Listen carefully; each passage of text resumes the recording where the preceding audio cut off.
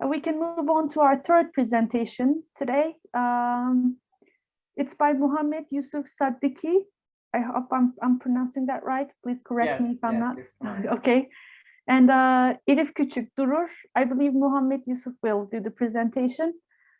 It's about challenges faced by Afghan female journalists. Yeah. Can you see this? Yes, I can. And you're making it full screen as I can see it. Yeah. If that's okay with you, I will remind you that you have 2 minutes left. Okay. So by the permission of my dear respectable teachers, my supervisor and their participants, my name is Mohammad Yousaf SADDIQI. I am from Afghanistan.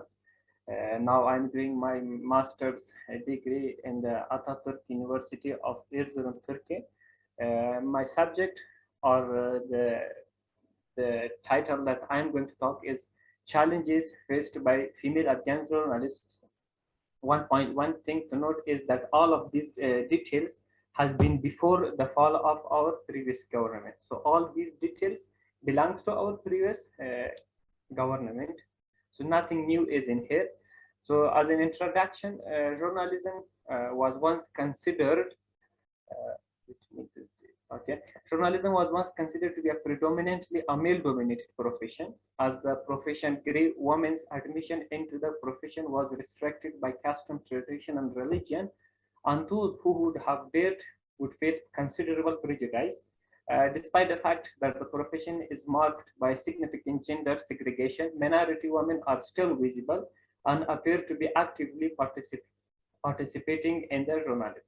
In a hostile, corrupt atmosphere like some of the countries like Afghanistan, journalism is viewed as a risky career for women, particularly for reporters or journalists who expose injustice and violent situations and war zones. So this paper uses both qualitative and quantitative methods. Various pieces from various publications, writers, and websites are examined, and only one piece of the everyday problems encountered by Afghan female journalist is presented.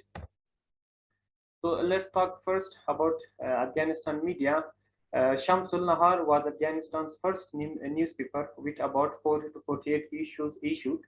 In addition, the first radio station known as Kabul Radio began transmitting in 1925.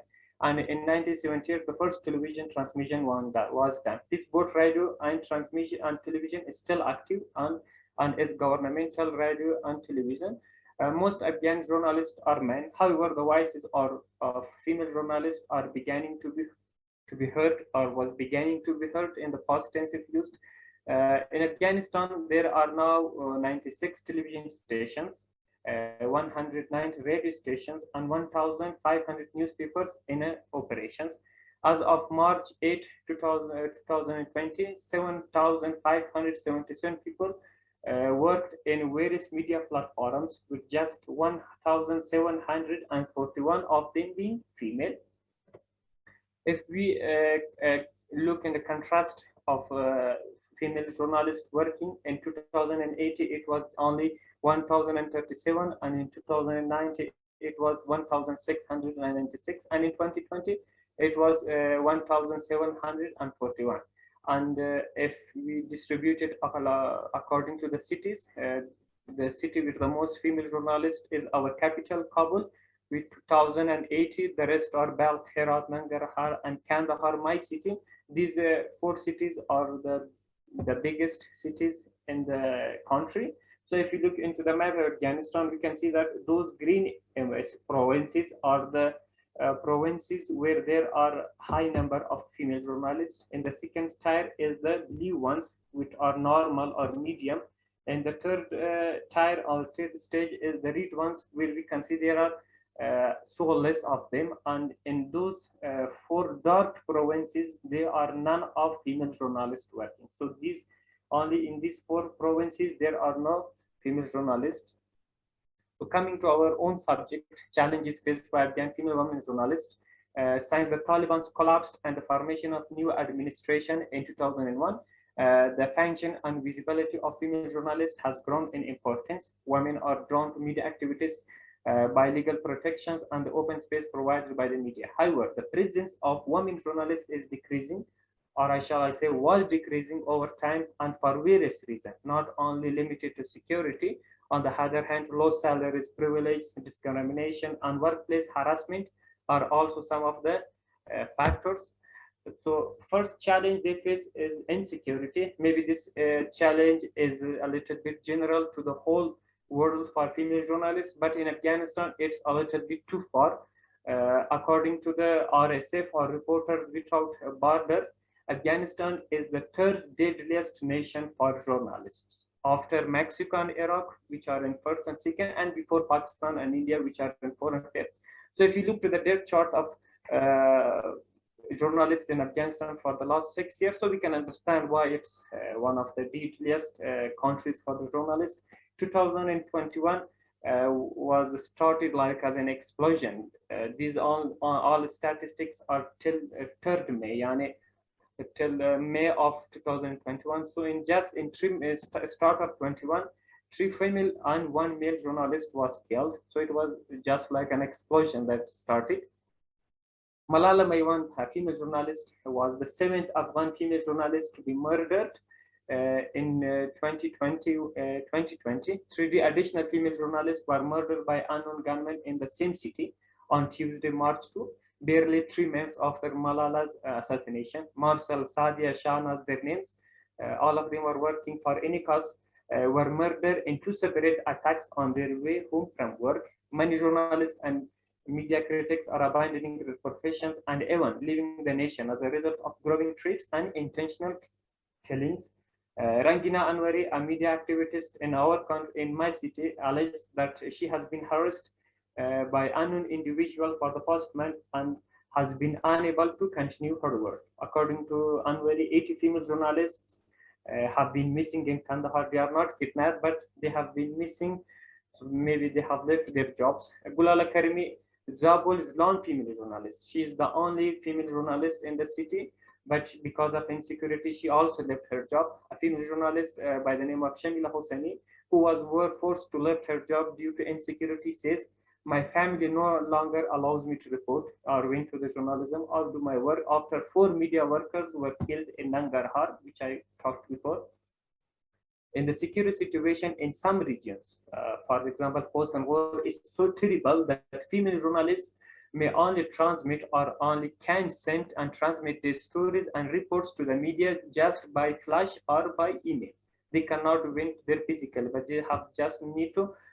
They can only send it to the platform or to the mainstream media through flash or email. According to the Center for the Protection of Women Journalists in Afghanistan, conflict and insecurity have forced the closure of more than 194 video, audio, and print media outlets across the country. So not only female, but also the platforms are also affected by this insecurity. This problem is quite widespread in Afghanistan, and it has had a significant impact on the country's media. So coming to the second problem, I think this problem or challenge is only applicable on Afghanistan. In Afghanistan, journalism is seen as an immoral career for women. Females working in the media don't have a very high background according to the people. Female journalists have to convince family members, close relatives, and in certain circumstances, tribesmen to allow them to work outside or in the media. Many families and husbands reject their daughters and wives who wants to work outside the house, as well as the woman's decision to work in the media are frequently not only her own, and even relatives and acquaintances are frequently engaged. In other situations, the major members of the family, such as their dads, brothers, and spouses, are unconcerned with their working, while other relatives, such as fathers and mothers' relatives, are opposed. So this is because Afghan families are so closely knit to each other. Even the resistance from distant relatives may have a significant influence on the permission to be given or not to be given.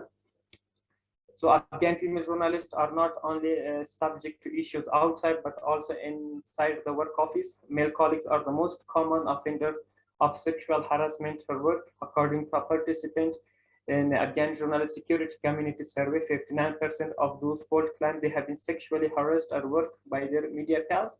But in the result, they frequently keep their mouths shut to protect themselves and their family. So women are frequently prevented from disclosing the true names and identities in the media by traditional culture, gender discrimination, unfavorable perceptions of women, and fear of social isolation. So in order to get the permission of their family for working in the media, they prefer to use fake names. Without fake names, they cannot work, or if so, this is a social problem. In a cultural nation like Afghanistan, the mindset is still not ready to embrace women as media activists. Therefore, women journalists are still frowned upon. Can you try to wrap up? You have 1 or 2 minutes left. Okay. Okay. Gender pay gap, it's also a general problem for all female journalists, not in only Afghanistan, but in the whole world. And also it applies in Afghanistan. Accessing information, the problem is that female journalists are not permitted to enter any conference or any scholar gathering, so they are not given permission to enter it. And also the online problems. This is also the digital world offers a new area for female journalists to encounter abuse as online criticism. Criticism becomes more accepted as a part of journalists' daily routines. So this is also the problem that female journalists in Afghanistan are facing with, because their usage of their image, the faking of their name, everything can be the challenge that they face. And also worrying about the future. This is something new that's also applicable in Afghanistan. On February 29, 2020, the USA and the Taliban signed a peace agreement named Agreement to Bring Peace to Afghanistan in Doha. It involved talks between the Taliban and the Afghan government. The Afghan government released a list of 20 delegates to talk with Taliban. But the problem is that all of these 20 men were politicians or the sons or daughters of politicians, with no female or male journalists among them. So this is where the alarm begins. For example, Mina Salim, a journalist, says a peace that ignores women's accomplishments is not a permanent and complete peace. And also another journalist, Zuhal Karimi, says we don't trust the conclusion of the peace negotiations since we don't see any female journalists in negotiating thing. So this is also a challenge that they are facing, and they have to. But unfortunately, now there is no peace talks and nothing happened. But our government fall down, unfortunately. On conclusion, I shall say that despite the challenges they encounter, Afghan female journalists speaks for other women, Afghan women, particularly those who are subjected to abuse and discrimination and are uninformed of their rights. Despite the challenges, female journalists in Afghanistan have been encouraged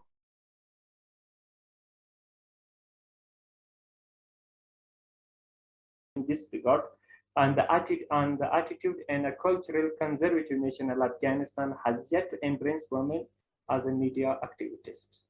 So these were some of the challenges that Afghan female journalists are working on.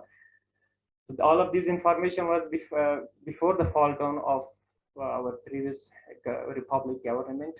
So about the coming on the current government, that's the subject that I will be working with my supervisor for my thesis.